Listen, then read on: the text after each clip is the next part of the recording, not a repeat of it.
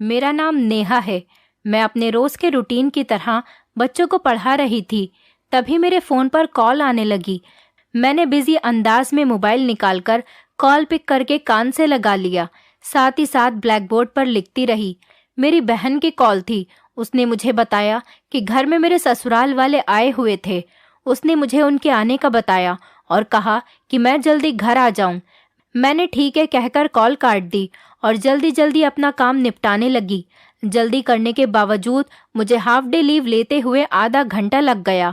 सड़क पर पहुंचते ही मैंने जल्दी से रिक्शा पकड़ा और घर का एड्रेस बताकर चलने को कहा और खुद अपने मंगेतर को कॉल करने लगी।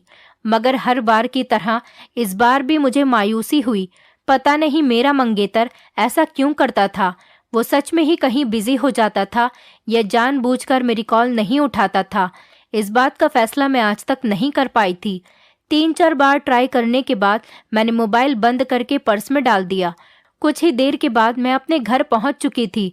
मैं बहुत खुशी खुशी ड्राइंग रूम में गई, मगर अगले ही पल मेरी सारी खुशी उड़नछू हो गई थी। अब खुशी की जगह मायूसी ने ही ले ली थी। जबरदस्ती मुस्कुराते हुए और सलाम करते हुए अंदर गई और फेक मुस्कुराहट के साथ जाकर अपनी सास के पास बैठ गई। मेरा मंगेतर आज भी नहीं आया था। न जाने उसे तंग करके क्या मिलता था। उसका ये बिना वजह का एटीट्यूड मेरी समझ के बाहर होता जा रहा था। ना तो वो कभी कॉल पर बात करता था, ना ही वो कभी मुझसे मिलने आता था। लड़की होने के बावजूद भी मैं उसे अपनी तरफ से कई बार बुला चुकी थी, मगर वो था कि उसे तो कोई परवाह ही नहीं थी। एक तरफ उसकी माँ और बहनें कहती थी कि वो मुझसे बहुत मोहब्बत करता है, लेकिन मुझे तो आज तक ऐसी कोई बात नजर नहीं आई थी कि जिससे मैं मान लेती कि वो मुझसे मोहब्बत करता है। मैं ये सोचकर अपने दिल को तसल्ली देती थी कि हो सकता है वो शादी के बाद वाली मोहब्बत को अहमियत देता हो, और आज भी मैंने यही सोचकर खुद को तसल्ली दी थी। मेरे ससुराल वाले मम्मी से मेरी शादी की तारीख लेने आए थे। मुझे सुनकर बहुत खुशी हुई थी।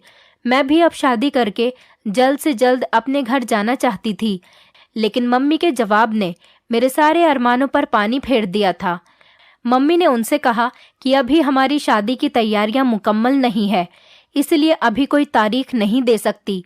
जैसे ही तैयारी पूरी होगी तुम्हें बता देंगे। मेरी सास ने जिद की थी, लेकिन मेरी नंद मेरी सास को समझाने लगी कि आंटी ठीक कह रही है, हमें थोड़ा और सब्र कर लेना चाहिए। आपको पता है कि तैयारियों में वक्त लग जाता है और इनके घर में तो कोई मर्द है ही नहीं।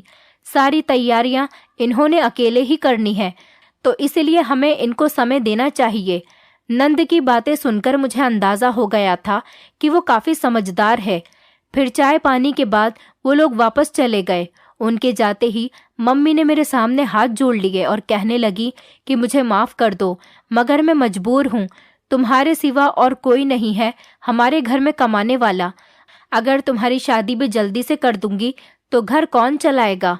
प्लीज मेरी मजबूरी को समझने की कोशिश करो। मैं मम्मी की बातें सुनकर उनके गले लग गई। ठीक ही तो कह रही थी कि अगर 1 साल और इंतजार कर लेते तो मेरी बहन का ग्रेजुएशन हो जाना था। उसके बाद मैं उसे अपने साथ ही टीचिंग की जॉब पर लगवा लेती। मैं भी 4 साल से इस स्कूल में जॉब कर रही थी। खैर, मैंने मम्मी को तसल्ली दी और उनसे कहा कि कोई बात नहीं मम्मी, मैं इंतजार कर लूंगी। और वैसे भी कौन सा मेरी उम्र निकली जा रही थी, अभी सिर्फ 22 साल की तो हुई हूँ। 1 साल इंतजार करने से भला मैं कौन सा बूढ़ी हो जाती। बर्तन धोने के बाद मैं कमरे में आ गई। जैसे ही दरवाजा खोलकर अंदर गई, मेरी बहन एकदम डरकर उछली थी। मैंने हैरानगी से उसको देखा, जिसे आजकल बहुत ही ज्यादा दौरे पड़ रहे थे। बैठे बैठे चौंक जाती और अक्सर घबराई सी रहती। मैं पिछले कई दिनों से उसका ये सब बिहेवियर नोट कर रही थी और उसके यूं डरने की वजह जानना चाहती थी। मैंने उससे पूछा तो उसके चेहरे की हवाइयां उड़ी हुई थी।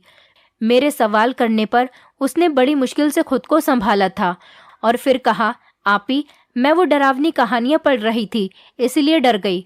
मैं लगातार उसकी आंखों में देख रही थी। जिस तरह हकलाते हुए उसने जवाब दिया था, उसकी आंखें और उसकी जुबान उसका साथ बिल्कुल नहीं दे रही थी।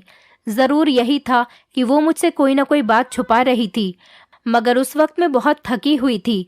मैंने उससे और कुछ भी नहीं पूछा और फ्रेश होने वॉशरूम में चली गई। दिन गुजरते जा रहे थे। एक दिन मैं स्कूल में कॉपी चेक कर रही थी, स्टाफ रूम में बैठी हुई। उस दिन मैं सभी बच्चों की कॉपी चेक कर रही थी। मुझे सारे बच्चों की कॉपी आज ही पूरी करनी थी। हम स्कूल में जाने से पहले अपने फ़ोन साइलेंट पर कर देते थे। 2-3 घंटे के बाद कॉपी चेक करने के बाद स्टाफ रूम से बाहर आई तो रिसेप्शनिस्ट ने मुझे बताया कि तुम्हारी मम्मी की 2-3 कॉल्स आई थी और तुम्हारी मम्मी तुम्हारी बहन को लेकर यहाँ पर भी आई थी और वो बहुत रो भी रही थी, लेकिन आपने डिस्टर्ब करने को मना किया था, इसलिए बताया नहीं। उसकी बातें सुनकर मैं बहुत ज़्यादा परेशान हो गई। क्या मम्मी को क्या हुआ था? मैंने फ़ौरन अपने बैग से मोबाइल निकाला जहाँ मम्मी की बहुत सारी कॉल्स आई हुई थी। मैंने फ़ौरन मम्मी को कॉल मिलाई जो पहले ही बेल पर उठा ली गई थी। मम्मी बहुत ज़्यादा रो रही थी। मैं बहुत परेशान हो गई। मैंने मम्मी से पूछा कि क्या हुआ, तो मम्मी ने रोते हुए मुझे घर आने को कहा। मैंने छुट्टी की बात कही तो मुझे छुट्टी नहीं मिली क्योंकि बच्चों के एग्ज़ाम होने वाले थे और मुझे वर्क करना था। अब मुझे दोपहर तक का इंतज़ार करना था। इस दौरान मेरा ध्यान लगातार मम्मी की तरफ लग रहा था। वक्त था कि गुजरने का नाम ही नहीं ले रहा था। जैसे तैसे छुट्टी हुई। मैं बिना देर किए सीधी घर पहुंची जहां पर मेरी बहन के कमरे में उसके चीखने की आवाज़ें आ रही थीं। मेरा दिल दहल कर रह गया। मैं फौरन से उसके कमरे में गई। सामने का मंजर देखते ही मेरे पैरों तले से ज़मीन निकल गई। मेरे सामने ही मेरी मम्मी बहन को बहुत ज़्यादा मार रही थी। मैंने जल्दी से जाकर बहन को मम्मी से छुड़वाया और पूछा कि ये सब क्या है। तो मम्मी कहने लगी, इसी से पूछो, इतनी सी उम्र में ये मुँह काला करके आई है, कहीं मुँह दिखाने के लायक नहीं छोड़ा। मैं लोगों को क्या जवाब दूंगी? मम्मी की बातें सुनकर जैसे मेरे सर पर आसमान टूट पड़ा। मैं अपनी बहन की तरफ देखे जा रही थी जो बार बार रोते हुए ना में सिर हिला रही थी और कह रही थी कि मैं बुरी नहीं हूँ, मैं पाक दामन हूँ। मम्मी का रो रो कर बुरा हाल हो गया था। मेरी बहन की हालत भी बहुत ख़राब थी। मैं तो हैरत से अपनी बहन को देखे जा रही थी। मुझे अपने कानों पर यकीन नहीं आ रहा था कि जो कुछ मैंने सुना वो सच है या फिर मेरे कानों का धोखा है। मैं सब कुछ झुठला देती, मगर जो कुछ मेरी आंखें देख रही थी वो कैसे झुठलाती। ये कोई सपना या फिर मेरा वहम नहीं था, ये हकीकत थी। ये एक ऐसा सैलाब था जो हमारी जिंदगी में खुल चुका था और अब ना जाने ये सैलाब हमारी जिंदगी में कौन कौन सा तूफान लेकर आने वाला था। मेरा नाम नेहा है और मेरी उम्र 26 साल है। मैं यूपी के एक छोटे से शहर में रहती हूँ। पिछले 4 साल से मैं अकेली यहाँ पर रह रही हूँ।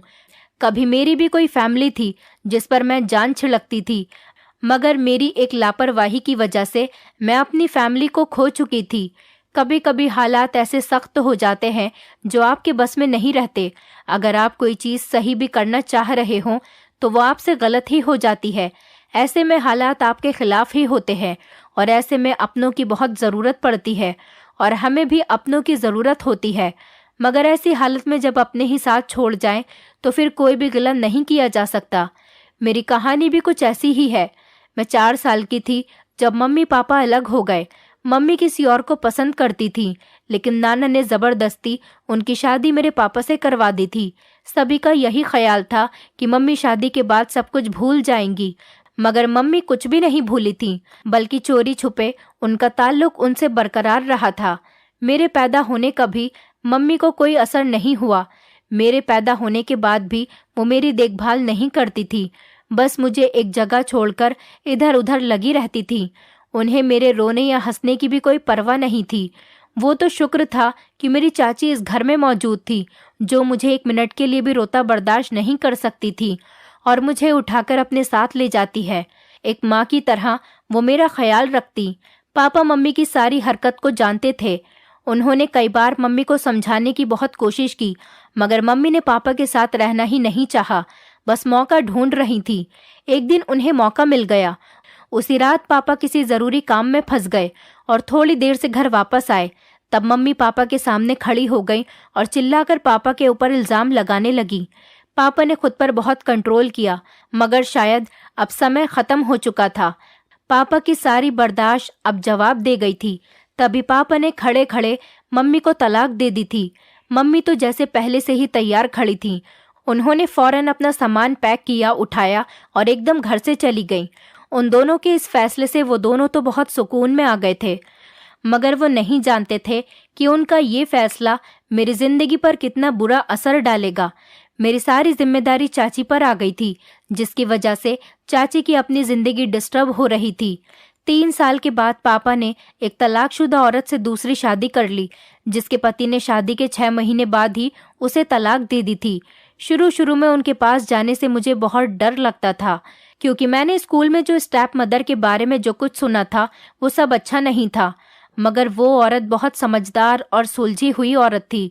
कुछ ही दिनों में उसने मेरे दिल में अपनी जगह बना ली थी और मैं उसे मम्मी बुलाने लगी थी। मेरी और मम्मी की अच्छी खासी बॉन्डिंग हो गई थी। चाचा अब शहर के बाहर रहते थे। उन्होंने चाची और बच्चों को भी अपने पास बुला लिया था। अब घर में सिर्फ मैं, मम्मी और पापा रहते थे। अगले साल ही मेरी छोटी बहन हुई थी। उसके आने से जैसे हमारी जिंदगी पूरी सी हो गई थी। सब कुछ हंसी खुशी गुजर रहा था।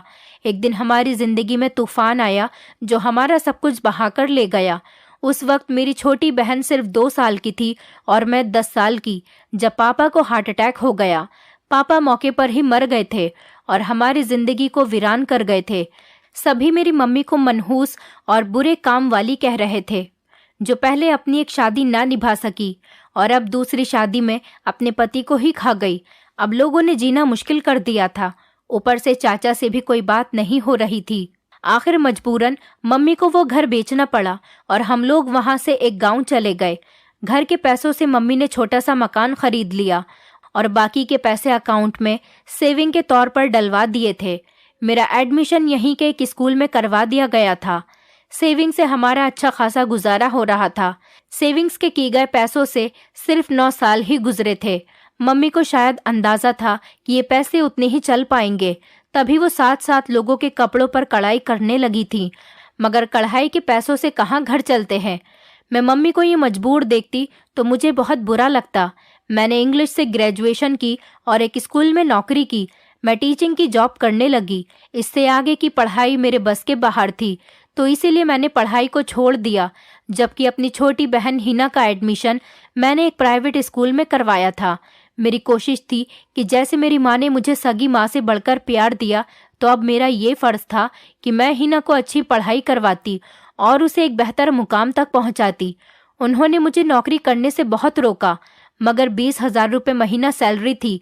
अगर मैं उस समय मम्मी की बातों में आकर जॉब छोड़ देती तो इतनी अच्छी जॉब मुझे कहाँ मिलने वाली थी। फिर वक्त अपनी रफ्तार के साथ आगे बढ़ता गया और जब मैं 21 साल की हुई तो मेरा रिश्ता आया। छोटा सा खानदान था। एक बहन का इकलौता भाई था। बहन की शादी हो गई थी। अब घर में उसके माता पिता और वो खुद ही था। वो उसी गली के पीछे रहते थे। अच्छा खासा खाते पीते लोग थे। मम्मी को रिश्ता अच्छा लगा तो मम्मी ने उनसे शादी के लिए 1 साल का वक्त मांगा और मेरी एंगेजमेंट कर दी। मेरा मंगेतर एंगेजमेंट में सिर्फ 10 मिनट के लिए ही आया था, फिर किसी जरूरी काम का कहकर चला गया था। मेरे नंद के जरिए हमारे नंबर भी एक्सचेंज हो गए थे, मगर मेरे मंगेतर ने मुझे खुद से कभी कॉल नहीं की। शुरू शुरू में मुझे ये बात ज्यादा महसूस नहीं हुई थी, लेकिन अब मुझे मेरे मंगेतर का इग्नोर करना बहुत बुरा लगता था। मगर मैं बर्दाश्त कर जाती और कर भी क्या सकती थी। उन लोगों को दिया गया वक्त पूरा हो चुका था। वो लोग शादी की तारीख रखने आए थे और मम्मी ने कुछ समय और मांग लिया। इस पर मेरे मंगेतर ने कोई भी रिएक्ट नहीं किया था। मेरी बहन अब 9th क्लास में थी और 13 साल की थी। मैं और मम्मी उसका बहुत ख्याल रखते थे, उसकी हर ख्वाहिश को पूरा करते हैं। हमने उसे कभी किसी चीज़ की कमी महसूस नहीं होने दी। वो बहुत लाडली थी, मगर मैंने जो आज खबर सुनी थी मुझे समझ में नहीं आ रहा था कि क्या रिएक्ट करूं। न जाने हमारी परवरिश में कहाँ कमी रह गई थी, हमसे कहाँ भूल हो गई थी जो उसने इतना बड़ा कदम उठा लिया। मम्मी ने मुझ पर जो धमाका किया था, बहुत देर तक मैं अपने होश में नहीं रही। मम्मी ने कहा कि जब हिना स्कूल से वापस आई तो उसकी तबीयत बहुत खराब थी। उसे चक्कर आ रहे थे, साथ में उसके पेट में भी दर्द था। तभी मम्मी ने मुझे कॉल की, लेकिन जब मुझसे कोई बात नहीं हुई तो मम्मी उसे लेकर अस्पताल आ गई। उसकी हालत देखकर डॉक्टर को कुछ शक हुआ तो उन्होंने उसके कुछ टेस्ट करवाए। टेस्ट की रिपोर्ट पॉजिटिव निकली तो डॉक्टर का शक सच में बदल गया। उसकी रिपोर्ट चीखकर मेरी 16 साल की बहन के माँ बनने की खबर सुना रही थी। मैंने बहुत मुश्किल से खुद पर कंट्रोल किया और अपनी बहन की तरफ गई ताकि उससे पूछ सकूं उसने ये हरकत क्यों की। उसने अपने किरदार पर इतना बड़ा दाग लगवा लिया और कैसे। अभी मेरा सवाल मुंह में ही था जब वो अपनी जगह से एक झटके में उठी और रोते हुए कहने लगी कि मैं बेकसूर हूँ, मैं पाक दामन हूँ। ये कहते ही वो भाग गई और दूसरे कमरे में चली गई। उसने कमरे को अंदर से बंद कर दिया। मैंने मम्मी को उठाया और उनको कमरे में ले गई। मम्मी किसी भी तरह से संभलने में नहीं आ रही थीं। सदमा बहुत ही बड़ा था। मम्मी के सोचने समझने की शक्ति खत्म हो गई थी, मगर मुझे आराम से समझदारी से काम लेना था और इस परेशानी से निकलने के लिए कोई ना कोई हल निकालना था। मैंने कई बार जाकर अपनी बहन के कमरे का दरवाज़ा खटखटाया, मगर उसने दरवाज़ा नहीं खोला। मैं उससे पूछना चाहती थी कि उसके साथ किसने जुल्म किया, या फिर वो खुद ही, लेकिन एक इतनी छोटी बच्ची ऐसा कैसे कर सकती है, ये मेरी समझ से बाहर था। थक हार कर मैं अपने कमरे में आ गई। अगली सुबह मेरे उठने से पहले ही वो स्कूल जा चुकी थी। मैंने भी मम्मी को रिलैक्स रहने का बोला और स्कूल चली गई। पूरा दिन मेरा दिमाग खराब रहा। बदनामी का डर सर चढ़कर बोल रहा था। मैंने अपनी एक कलीग को मसला बताया तो उसने मुझसे कहा कि अभी शुरुआत है, तुम अपनी बहन का अबॉर्शन करवा दो। मैंने घर जाकर मम्मी से और बहन से बात की, मगर मेरी बहन एकदम अकड़ गई। वो किसी भी तौर पर ऐसा नहीं चाहती थी। उसे ना तो बदनामी का डर था और ना ही अपने किरदार पर लगे दाग का, बल्कि बहुत सुकून से बैठी थी, जैसे कुछ हुआ ही ना हो। मगर मैं सुकून से नहीं थी। अगर मेरे ससुराल वालों को इस चीज़ की भनक भी पड़ जाती तो वो रिश्ता ख़त्म करने के लिए सेकंड की भी देर न लगाते। मुझे कुछ भी करके इस झंझट को ख़त्म करना था, क्योंकि ये सिवाय हमारे लिए बदनामी के कुछ नहीं था। जितना इस मामले को बढ़ाया जाता उतना ही हमारे लिए मुश्किलें पैदा होती, क्योंकि मेरी बहन की तबीयत गिरती चली जा रही थी। उसकी बदलती पीली रंगत किसी को भी शक में डाल सकती थी। इसलिए मम्मी ने उसका स्कूल छुड़वा दिया। वो पूरे तरीके से कमरे की होकर रह गई। मैंने हर तरह की कोशिश करके देख ली कि वो किसी भी तरह ये दाग मिटा दे, लेकिन वो राजी नहीं हुई। मैं किचन में खड़ी दूध गर्म कर रही थी। सोच लगातार बहन की तरफ थी। दूध गर्म करके मैंने ग्लास में डाला और अपनी जेब से एक छोटी सी शीशी निकाली। उस शीशी में अबॉर्शन की दवाई थी। मैंने वो शीशी खोली और दवाई ग्लास में मिलाने लगी। मेरे हाथ कांप रहे थे कि मैं किसी की जान लेने जा रही थी, लेकिन ये समय उसके भले के लिए ही तो कर रही थी। मैं अपनी बहन को यूं अपनी आंखों के सामने उसकी जिंदगी बर्बाद करते हुए नहीं देख सकती थी। अभी वो खुद बच्ची थी तो वो बच्चा कैसे संभालती, वो भी एक नाजायज औलाद। लोग तो उसको ताने दे देकर ही मार डालेंगे। दुनिया ऐसी औरत को कहाँ जीने देती है। ये तो औरत भी नहीं थी। मैं उसे खुद पर इतना बड़ा जुल्म नहीं करने दे सकती थी। इसलिए मैंने दवाई मिला दी थी कि ऐसे सांप भी मर जाएगा और लाठी भी नहीं टूटेगी। दवाई गिलास में मिलाने के बाद मैंने शीशी बंद करके दोबारा जेब में डाली। फिर चम्मच लेकर दूध में अच्छी तरह से दवाई मिक्स कर दी। दूध का गिलास लेकर अपनी बहन की तरफ जाने लगी। मैं सोच रही थी कि जो मैं काम कर रही हूँ वो गलत है, मगर मेरी नीयत गलत नहीं थी। मैं तो बस इस परेशानी से छुटकारा चाहती थी ताकि हम सब पहले की तरह सुकून से जिंदगी गुजार सके। मैं उसके कमरे में गई तो वो बेड पर लेटी हुई थी। मैंने उसे जाकर दूध दिया और कहा कि इसे पी लो, मैंने अभी गर्म करा है। वो मेरे हाथ से दूध लेकर पीने लगी और अजीब नज़रों से मुझे देखने लगी। वो बहुत गौर से मेरी तरफ देख रही थी। मुझे उसकी नज़रों से डर लगने लगा। मैं उठकर अपने कमरे में आ गई और इसके बाद मैं रोज़ उसे दूध के ज़रिए दवाई की एक डोज देने लगी। एक हफ्ते में ही उसका नतीजा मिलना शुरू हो गया। हालांकि दवाई की पहली डोज में ही असर मिलना शुरू हो जाना चाहिए था, मगर शायद हल्की डोज की वजह से इतना वक्त लग गया था। उस दिन भी मैंने उसे दूध में दवाई मिलाकर दी और सोने के लिए कमरे में आ गई। सुबह मैं उठ के स्कूल चली गई। सुबह मैं स्कूल जल्दी गई थी क्योंकि हमारी पेरेंट्स टीचर मीटिंग थी जिसकी हमें तैयारी करनी थी। मैंने अपनी डायरीज तैयार नहीं की थी, जिस वजह से मैं जल्दी चली गई थी, इस बात से अनजान कि मेरे घर में पीछे क्या होगा। उस दिन पेरेंट्स टीचर मीटिंग थी तो इसलिए सब टीचर्स का फ़ोन लेकर ऑफ कर दिया गया। हम तकरीबन पूरा दिन बहुत बिजी रहे। 12 बजे मीटिंग खत्म हुई तो मैं घर पहुंची, क्योंकि मैं रात भी नहीं सो पाई थी बहन की टेंशनों की वजह से, इसलिए नींद से मेरा बहुत बुरा हाल था। तो मैंने ऐसे ही मोबाइल लेकर बैग में डाल दिया और ऑन भी नहीं किया। घर पहुंची तो पूरे तरीके से सन्नाटा था, तो मुझे एकदम से परेशानी हुई। उस वक्त तो मम्मी और मेरी छोटी बहन थी और उनकी आवाज़ बाहर तक आ रही होती थी। मेरी सिक्स सेंस बार बार किसी अनहोनी का पता दे रही थी। मैं धड़कते दिल के साथ अंदर गई। अंदर मम्मी को लुटे पिटे हाल में देखकर मेरी नींद एकदम उड़ गई। फौरन भागकर मम्मी के पास गई। मम्मी जोर जोर से रो रही थी। जब मम्मी थोड़ी संभली तो मैंने मम्मी से पूछा।